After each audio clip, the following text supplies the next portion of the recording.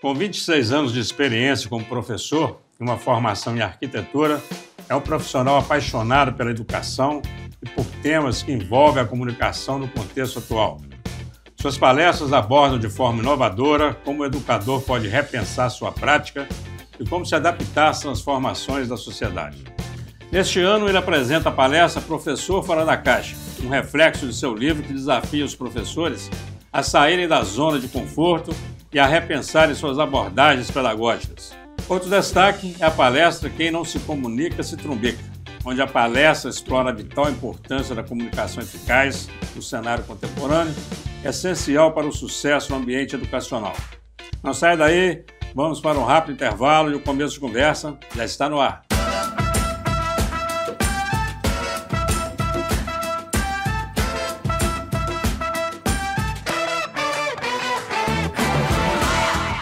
Olá, estamos iniciando mais um Começo de Conversa, o programa de entrevistas mais assistido da região, que você pode acompanhar pela UNEC TV, mantida pela Fundação Educacional de Caratinga, pela TV Sistec, pelo Super Canal TV e, claro, pelas mídias digitais.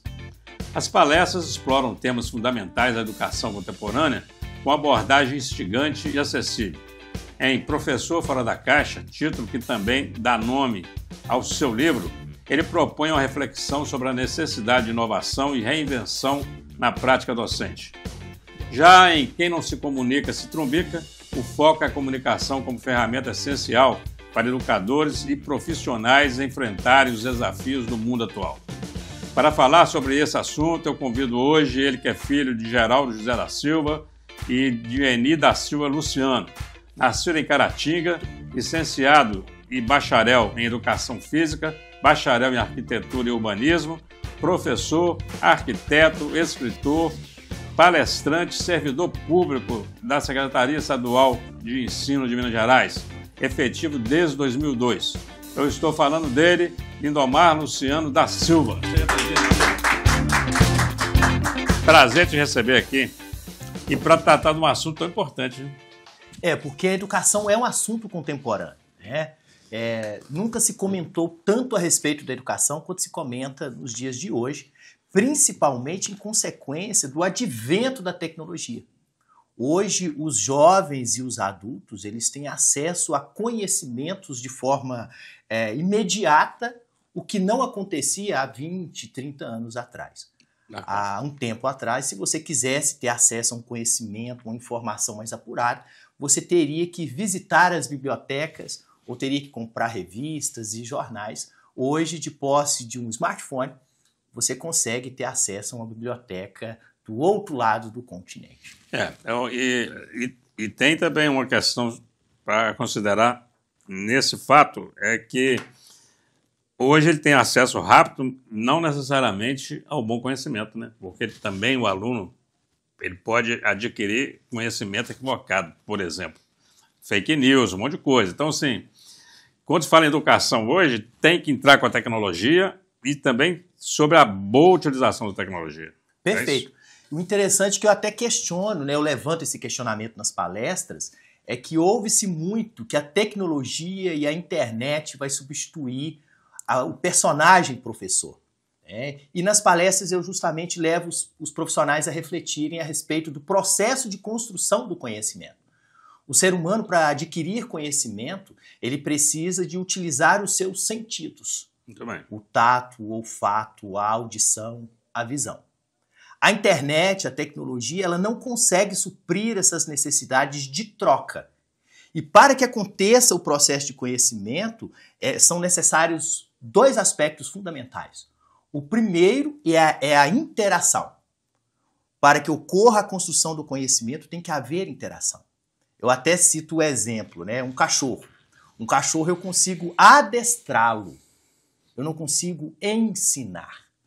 O cachorro ele repete o adestramento. Né? O primeiro aspecto é a interação e o segundo aspecto é o impacto. Qual que é o impacto que esse processo de interação está causando nas pessoas? Por isso que a tecnologia, embora ela seja uma ferramenta de auxílio no processo de construção da educação, ela nunca vai substituir o ser humano.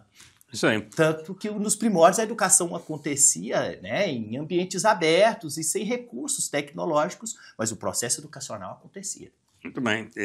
O que vem sendo comprovado, inclusive, em relação à leitura e ao livro, né? Porque quando saiu o e-book, a conversa era: morreu o livro físico, acabaram essas livrarias, acabou esse negócio de papel. Não é verdade. Então, assim, o problema, primeiro, continua o mesmo. O brasileiro lê pouco, seja o livro físico, seja através do smartphone, ele continua lendo pouco. Mas não consigo matar o livro, porque pegar no livro, pegar no papel ainda é uma coisa muito boa, né?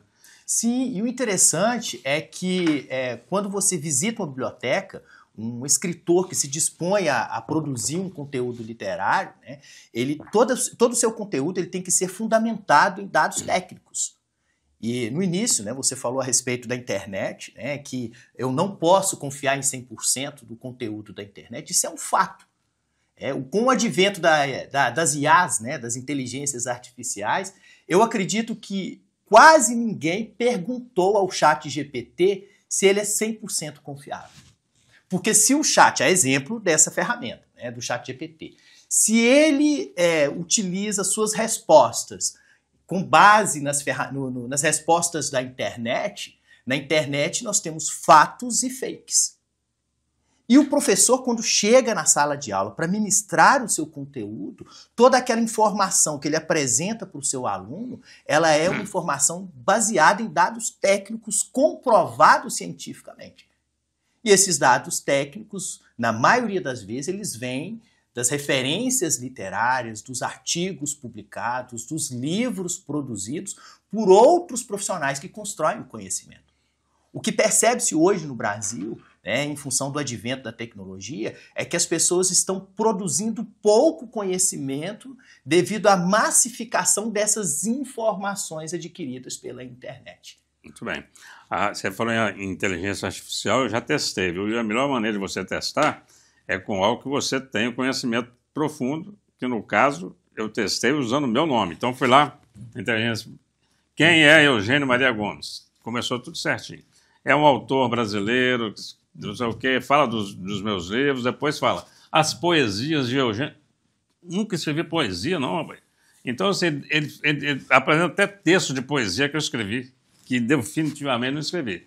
Então, a inteligência artificial tem essas fases, quer dizer, ela foi em algum lugar que ela buscou informação equivocada para poder me repassar. Então, assim, vamos ter que tomar mais cuidado ainda com mais esse ponto que é a inteligência artificial. Né? Tanto que as instituições de ensino, né, eu não chamo de escola. Quando eu visito as escolas com as palestras e tudo, eu não chamo aquele espaço de escola. Eu chamo aquele espaço de transformação. Tanto que os espaços de transformação, as universidades, as grandes universidades do nosso país, voltaram a exigir dos alunos os trabalhos manuscritos. Porque o trabalho digitalizado, por isso que foi proibido o celular na sala de aula. Porque o jovem, ele utilizava a ferramenta celular para poder burlar o processo de construção do conhecimento.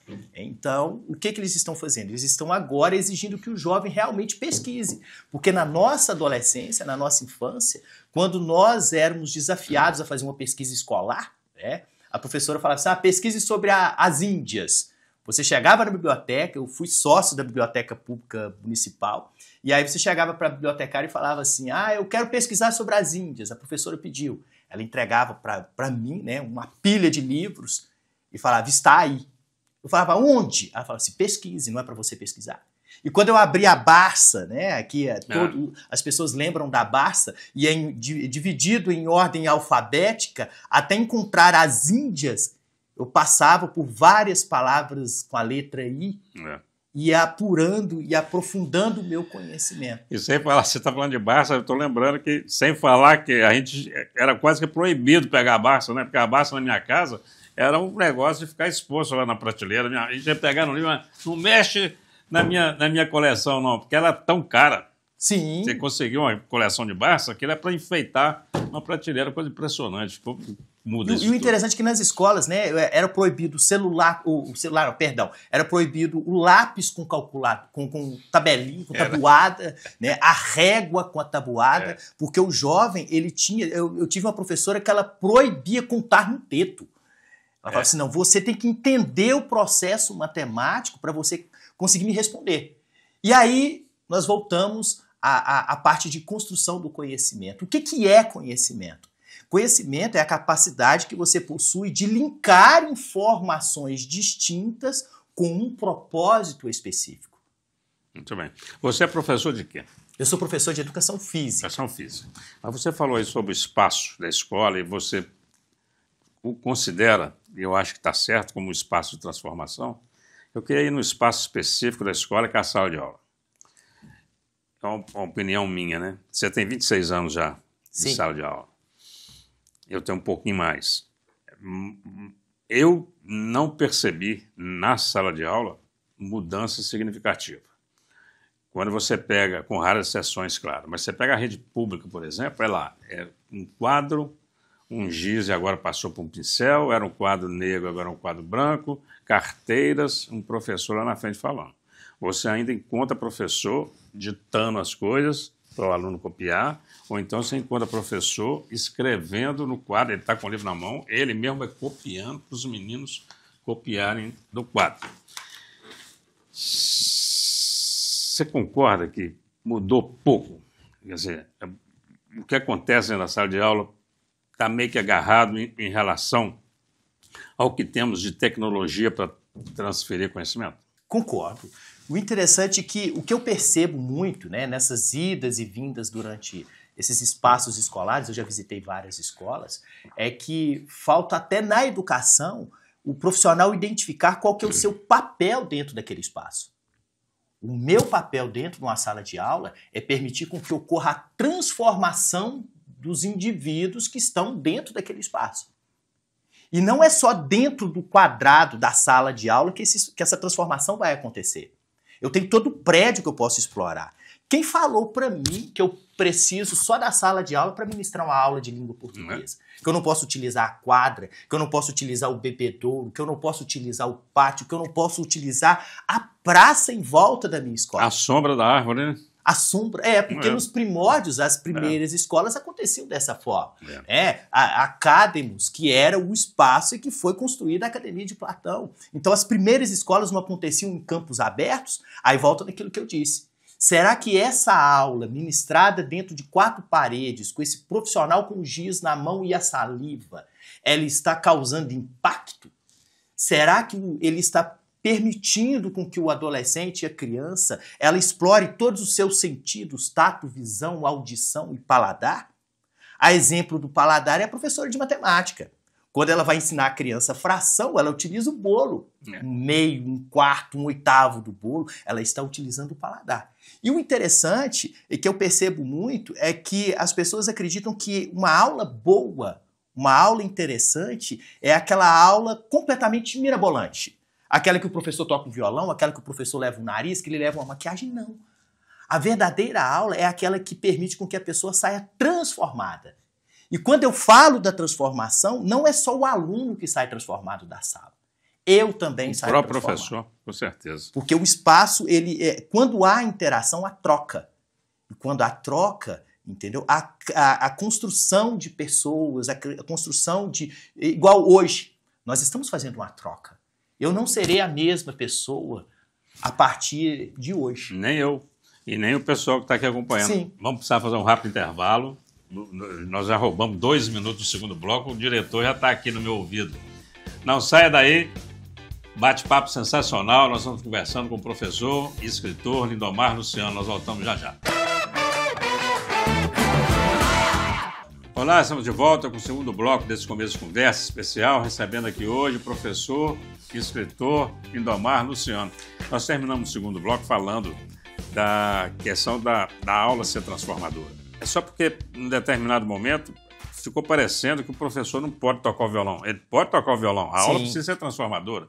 Ele não precisa vai ser transformadora porque toca o violão. Mas tem professor que quer tocar o violão, ele quer fazer e pode dar uma aula transformadora, é isso mesmo? Sim. Ou então ele pode chegar, né? Eu sou mais sisudo, eu não gosto disso, e também dar aula transformadora. Sim. Mas eu queria falar com você antes de entrar no Fora da Caixa, que é um assunto que eu acho que vai ser bem bacana para a gente conversar. Como motivar um professor que é mal reconhecido, que recebe um baixo salário. A Jornal Nacional ontem trouxe uma professora negra com medo de entrar na sala porque os alunos estão cometendo atos de racismo contra ela. Você pega algumas comunidades em alguns lugares, como no Rio de Janeiro, por exemplo, de aluno que professor apanhou do aluno. E aí, como falar com esse professor, meu amigo? Vamos dar uma aula melhor. Com você. O grande desafio que eu acredito, né, é mudar uma mentalidade coletiva. O processo de construção do conhecimento, né, a aula, né, de certa forma, ele precisa de um tripé: família, aluno e profissional. Se falta um desses itens, o processo de construção do conhecimento não acontece. Eu posso ser o profissional mais motivado do mundo, o mais qualificado do mundo. Se eu adentro um espaço em que o jovem não quer participar dessa partilha, não acontece a troca. Também. Tanto que quando eu falo do meu ingresso na sala de aula, eu cito até como referência uma história ligada a Buda, em que ele visitou uma comunidade, né, e ele sofreu ataques naquele espaço. E um discípulo de Buda chegou para ele e perguntou, falou assim: você não vai reagir diante desses ataques? E ele calmamente respondeu para o seu discípulo: o que você faz quando você entrega um presente para alguém e essa pessoa se recusa a receber o presente? O discípulo dele respondeu prontamente: eu volto com o meu presente para casa. Então, infelizmente, para que aconteça o processo de construção do conhecimento na sala de aula, eu preciso de ter esse tripé bem consolidado. O jovem disposto a aprender, a adquirir informação com o professor, a família disposta a contribuir nessa contrapartida, porque a educação ela não é feita só pelo professor, é feita pela família. Então, e o profissional motivado. Esse negócio, por exemplo, da família ficar entregando a educação para a escola, e também tem o outro lado, do professor virar e falar: isso não é responsabilidade minha não, quem educa é a família. Está errado, é todo mundo ajudando. Sim, porque aí se eu disponho a entregar o meu melhor, independente, eu não vou te obrigar a receber o meu melhor, mas eu estou aqui para entregar o meu melhor. E se cada um fizer a sua parte, o jovem, ele chegar e falar assim: eu vou entregar o meu melhor nesse momento. A família, quando decide levar o jovem para a escola, ela fala: eu vou entregar o meu melhor. Acontece isso. E aí, o que eu percebo muito, eu estou fazendo um curso de especialização em educação socioemocional, e ele fala que o tempo todo você tem que se motivar. Você tem que ser um indivíduo que vira e fala assim: hoje é um dia novo, hoje é um dia de transformação. Você tem que colocar o pé dentro da sala de aula acreditando que você faz parte de uma parcela da sociedade que está transformando o mundo onde nós estamos. Ser um bom professor, ser um agente transformador, é vocação ou é treinamento? É sacerdócio. É sacerdócio, porque o que acontece? Embora você tenha vocação, muitas vezes você tem vocação, existe a parte das técnicas, existe treinamento. As universidades do nosso país hoje, elas nos preparam com bagagens de conhecimento técnico. Elas não nos preparam com oratória, elas não nos preparam com domínio de plateia, elas não nos preparam com postura de autoridade, porque existem duas autoridades. Existe aquela autoridade imposta e existe aquela autoridade conquistada. Então, a presença do professor dentro da sala é uma autoridade conquistada. E eu lembro, por exemplo, eu tive uma professora das séries iniciais, era a mulher mais elegante que eu vi na minha vida.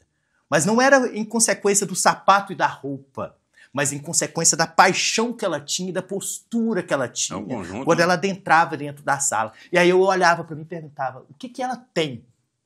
O que tem dentro dessa mulher? Eu quero descobrir. E aí eu percebo, Eugênio, que hoje faltam profissionais no mercado da educação. Mas por que faltam profissionais? Quem que vai motivar o meu aluno a ser professor? Eu. Se eu sou um profissional apaixonado por aquilo que eu faço, o meu aluno vai querer viver da minha paixão. E aí, o que me motiva a trabalhar todos os dias, a acordar cedo, pode perguntar lá na escola onde eu trabalho. Segunda-feira, 7 horas da manhã, eu chego com toda a energia e gás para trabalhar. Então, o que me motiva todo dia é o feedback da plateia. A sala de aula é uma plateia. É o carinho, é a resposta. Nem de todos, mas que seja de um. Se eu transformei um, já fez diferença o meu trabalho naquele dia. Já vai ser mais um para ajudar a transformar o mundo, né? Sim, porque os meus filhos estão aí. Não é? Como se fosse uma sinopse, de uma maneira mais sucinta, qual é a proposta do livro Professor Fora da Caixa? A proposta dele é nos levar a refletir a respeito do meu lugar no mundo. Infelizmente nós vivemos num mundo, numa geração atual, né, em que as pessoas precisam de tutorial. Eles buscam tutorial para tudo. Tutorial para mexer no Word, tutorial para criar um canal no YouTube. Eles buscam tutorial. Eu não ofereço tutorial nesse livro. Se você está com interesse de ler esse livro buscando tutorial, você não vai encontrar. O meu objetivo é refletir a respeito de mim. E eu sou profissional da educação. E com certeza as minhas reflexões, elas compactuam com as reflexões de várias pessoas. Quem sou eu nesse lugar? Será que você já se... Qual é o seu papel, né? Qual que é o meu papel? Qual que é o meu legado? Eu não falei mais cedo que eu tenho 2 filhos, um rapaz e uma moça? O meu rapaz tem 5 anos, minha filha tem 2. Eles não vão ter o papai e a mamãe para a vida inteira. Eles vão entrar numa sociedade que ela precisa ser uma sociedade melhor. Qual que é a minha contrapartida para a construção desse mundo melhor? E aí eu trago essa reflexão. E de que forma que eu posso me motivar acreditando em uma carreira de sucesso e de transformação, reconhecendo o meu poder transformador, reconhecer o meu valor. Todo profissional tem seu valor. E aí eu até pergunto, né, qual que é a diferença do professor de matemática para o psicólogo? Sendo que para ser psicólogo você tem que passar por um curso superior, fato. Você, quando contrata um psicólogo, você contrata esse profissional com o propósito de resolver um problema que você não resolveu sozinho, nem a sua família. Fato. Quando você contrata um professor particular de matemática, para ser professor particular de matemática, tem que ter curso superior. E você contrata ele para resolver um problema que você ou a sua família não resolveram. Qual que é a diferença dos dois profissionais? Qual que é a diferença do professor para o médico? Qual que é a diferença do professor para o advogado? Todos os dois são profissionais que são contratados pelo mercado para resolver um problema que eu ou a minha família não resolveu. Perfeito. E aí, por que... Aí você pega um professor que forma todos esses profissionais, porque todo mundo, médico, engenheiro, psicólogo, passa pelo professor. Passa pela transformação ou não que o professor dá para ele. E por que chega no mercado de trabalho, o professor é tão pouco valorizado e o resto tem essa valorização toda? Porque eu acredito que falta para a nossa sociedade reconhecer, e até o próprio profissional, reconhecer esse poder transformador. Porque eu até argumento com os meus parceiros o seguinte, que qual que é o propósito do profissional educador na escola? O profissional do educador na escola, o propósito dele é linkar informações e trazer aquelas informações para o seu espaço-tempo. Eu pego um conteúdo de história, descoberta do Brasil, e trago ela para o nosso espaço-tempo. E construo um cidadão capaz de questionar, detentor de conhecimento. Se esse cidadão se transformar em um médico, em um advogado, em um dentista ou um professor, essa escolha da carreira é consequência da jornada pessoal dele. O meu objetivo é transformar esse cidadão num cidadão capaz de questionar, de linkar informações. E o que eu percebo é que até esses outros profissionais que são melhores remunerados que os professores, eles devem ser os primeiros a reconhecer o valor desse cidadão que construiu a sua base, o seu alicerce. Muito bem. Vamos fazer um rápido intervalo. E eu queria voltar já para o terceiro bloco. Você falou no tripé, que é família, escola e aluno. E nós estamos falando aqui hoje do professor fora da caixa. Aí a minha pergunta, para você começar respondendo no terceiro bloco, vamos ter o aluno fora da caixa e a família fora da caixa? Não sai daí, bate-papo muito instigante, mas precisamos fazer esse rápido intervalo, nós voltamos já já. Olá, estamos de volta com o terceiro e último bloco desse começo de conversa. E você que chegou aí agora, podemos acompanhar um final de bate-papo sensacional. Nós estamos conversando com o professor e escritor Lindomar Luciano. Lindomar, terminamos o segundo bloco, eu deixei aquela questão da trilogia que você falou nela. Vamos ter também, vai só o professor que vai ter que sair da caixa ou família e aluno também tem que sair? Não, os três. Né? Esse livro ele está saindo pela Lei Aldir Blanc, um projeto, um fomento do governo federal, né? E o objetivo principal é trazer a reflexão à nossa vida escolar, né? Tanto o professor, o aluno e a família. Esse material do professor, família e aluno fora da caixa são conteúdos que eu venho armazenando em um HD desde o início da minha carreira como acadêmico. Eu tive um aluno no curso de educação física, eu tive um professor no curso de educação física, o Amédes Germano. E em uma das aulas do Amédes Germano, ele nos disse que todo conhecimento ele tem que ser passível de duas coisas. Ele tem que ser importante para a sociedade e ele tem que se transformar em um produto. E ao longo da minha jornada como estudante, né, e professor, eu vim guardando esse material dentro de um HD que eu tenho. E esperando a oportunidade de transformar isso em um produto. E aí, ano passado, com a Paulo Gustavo, eu consegui tirar dos meus arquivos, né, o podcast para professores criativos. Esse ano, com Aldir Blanc, o professor fora da caixa, fiquei sabendo que haverá Aldir Blanc no segundo semestre. Eu pretendo entrar com família fora da caixa, porque hoje produzir literatura no nosso país é dispendioso, né? É oneroso, tem edição, tem diagramação, tem capa, tem todo um grupo profissional que participa de todo esse processo.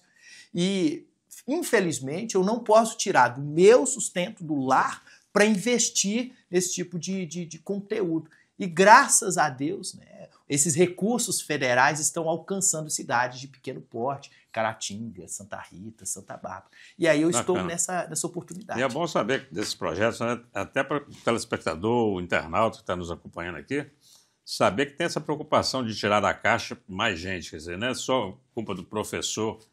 Não, e nós vivemos numa sociedade, infelizmente, em que essa sociedade quer engessar o comportamento de todos. Né? Para você ser aceito dentro da nossa sociedade, você tem que ter uma postura, um comportamento pré-estabelecido por uma minoria que desconhece a realidade da sala de aula. Então, para que esse processo de construção do conhecimento aconteça de forma eficaz e transformador, é importante que eu, profissional, você, pai, você, aluno, repensem o seu lugar dentro dessa escola. Repensem a sua prática dentro desse lugar de transformação. Bacana. Você, com 26 anos como educador, o que você, na sua percepção, o que você acha que menos mudou nesse período que você está como educador, no processo educacional, e o que, de fato, realmente evoluiu? Eu percebo que, em termos de evolução, né, o acesso a novas ferramentas, a novos recursos. Quando eu comecei na educação, por exemplo, eu comecei com um mimeógrafo.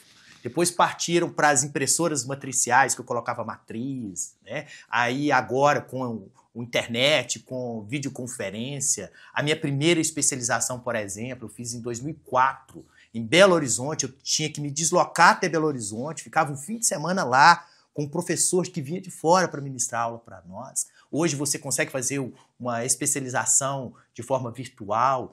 O que eu percebi que evoluiu foram as ferramentas. O que faltou evoluir, no caso do profissional, é que muitos profissionais não estão acompanhando essa evolução tecnológica. Primeiro ponto. Segundo ponto é que as pessoas ainda não acordaram para o poder transformador que a educação tem nas nossas vidas. Todo mundo repete o mesmo chavão. O médico saiu de um professor, o advogado saiu de um professor, mas e a sociedade? Será onde que a sociedade está contribuindo para poder valorizar esse processo de construção do conhecimento? A sala de aula não é depósito. A escola não é depósito. A escola é lugar de transformar pessoas e transformar em cidadãos conscientes do seu lugar dentro desse mundo. Aí nós vamos construir uma sociedade melhor. O que eu percebo que falta mudar no nosso país é isso, é essa mentalidade do lugar da educação na construção desse país. Quando a gente olha, eu fico te ouvindo e você falando aí dessa necessidade de acordar para isso, de ser um agente de transformação, transformar o espaço num lugar de transformação, podemos fazer alguma ligação com gostar do que faz e fazer o que gosta? Ou seja, professor, o cara vai virar professor, vamos imaginar que tivesse um ótimo salário. Sim. Ou então porque o emprego está mais fácil para mim, que é que perde casa. Então, sim, é aquele cara que não tem a vocação, que pode ser treinado, mas necessariamente não vai fazer o que gosta, nem vai estar gostando de fazer o que está fazendo. Você até chegou a falar, e tem médico que não devia ser médico, tem engenheiro que não devia ser engenheiro, e tem professor que não devia ser professor. Como descobrir isso? Como conseguir unir a necessidade de trabalhar, a necessidade de produzir, fazendo o que gosta e gostando do que faz? Você gosta de gente? Você gosta de se interagir com outras pessoas? É o que o professor faz. O professor, igual nós falávamos antes, né? A internet, o computador, o retroprojetor, o data show são só ferramentas. Se você gosta de interagir com outras pessoas, se você gosta de impactar a vida de outras pessoas, você nasceu para ser professor. Agora, se eu sempre cito o exemplo, se eu tenho data show ou não, eu interajo, impacto do mesmo jeito. Existe um palestrante, um humorista, que ele brinca muito com o professor usando o EVA, cola quente, glitter. Eu não sou esse professor. Isso é só uma ferramenta. Com cola quente, eu só sem cola quente, com glitter, eu sem glitter, eu dou aula do mesmo jeito. Porque no início nós não falávamos que tem que acontecer interação, tem que acontecer troca, tem que acontecer impacto. Se eu, para ser professor, eu preciso, por exemplo, de papel celofane, eu vou envelopar o menino no papel celofane, acabou a minha aula. Não. Qual que é o impacto que eu estou causando na vida dele? Eu percebo muito nas séries iniciais, né? As mães chegam com o trabalhinho da criança em casa e pregam na geladeira aquele rabisco como se fosse uma obra de arte e deixam exposto. A professora, nessa hora, ela não tinha o propósito de criar um quadro ou uma obra de arte. O propósito dela era trabalhar motricidade fina, era trabalhar a habilidade de pinça da criança. O resultado foi aquele rabisco. Então, qual que é o meu propósito dentro da sala de aula? Se eu quero impactar o mundo, se eu quero transformar pessoas, se eu sinto essa necessidade crescendo dentro de mim, eu nasci para ser professor. Agora, se eu estou no mercado pensando numa facilidade de comércio, numa facilidade de exercício profissional, infelizmente você está entrando no lugar errado. Vai procurar outro lugar para exercer sua carreira. Vai ser feliz fazendo outra coisa, né? Vai ser feliz fazendo outra coisa. Eu já professor, por exemplo, que chega com data show, a aula está toda ali, e ele não consegue ligar, e ele simplesmente cancela a aula, ele pode pegar o boné dele e pode ir embora, pode? Mas o cara tem que chegar, deu pane no data show. Eu vou dar minha aula do mesmo jeito. Sim, porque eu estou preparado. Eu estou preparado para isso. Vamos falar rapidinho, que o nosso tempo está acabando. Eu queria falar sobre essa palestra. Quem não se comunica se trumbica, é isso? Isso. Que é uma frase do Chacrinha. Isso. Essa palestra, Quem Não Se Comunica Se Trumbica, ela é do livro Podcast para Professores Criativos. O objetivo da palestra é levar os jovens a refletirem a respeito da importância da comunicação. Saiu uma reportagem em fevereiro de 2024 na Band TV, e nessa reportagem diz o seguinte: 4 em cada 10 empresas americanas não estão contratando os jovens da chamada geração Z, que são os jovens que nasceram entre 95 e 2010. E dentre todas as dificuldades desses jovens, mais de 50% apresentam dificuldades em relação a se comunicar de forma clara e inteligente, independente da qualificação. E aí, essa palestra fala justamente a respeito disso. Porque o processo de comunicação, ele não é só verbal. Ele é visual. Então, eu uso o meu corpo para me comunicar. Eu uso todo o meu processo de expressão. A roupa comunica. E aí, o objetivo dessa palestra é refletir a respeito disso. E outra, essa dificuldade de comunicação não está acontecendo apenas nos jovens da geração Z. Está acontecendo com nós adultos. Todo mundo está agarrado numa tela, né? Isso, e eu até uso essa referência, né? Você já viveu a experiência de mandar um texto ou mandar um áudio para alguém e dizer, eu te amo? E já viveu a experiência de segurar na mão dessa pessoa, olhar nos olhos e dizer para essa pessoa, eu te amo? Qual que teve mais impacto? Com certeza. Qual que foi mais verdadeiro? O ser humano hoje, nessa era da tecnologia, ele está perdendo essa habilidade do contato, do olhar, do tocar, do se comunicar com respeito através do toque e do olhar. As pessoas estão só no virtual. E aí, quando caem na realidade, no mundo real, se frustram. Porque aquela pessoa não era aquilo que eu pensava que era pelo WhatsApp. Bacana. Mas, infelizmente, nosso tempo acabou. Muito obrigado. Você tem um minuto aí para suas considerações finais. Essa câmera aqui é sua. Aproveita para falar para nós como ter acesso à palestra, ao podcast, ao livro, ok? Perfeito. Você que deseja levar essa palestra Professor Fora da Caixa para a sua escola, deseja levar a palestra Quem Não Se Comunica Se Trubica para a sua escola ou até para o ambiente corporativo, você pode entrar em contato comigo, Lindomar_Educacão, que é o meu Instagram, ou pelo telefone 999 98 9278. Será um prazer dividir com você essas experiências e essas informações. Podcast para Professor Criativo é um livro que fala sobre como trabalhar a ferramenta podcast na sala de aula.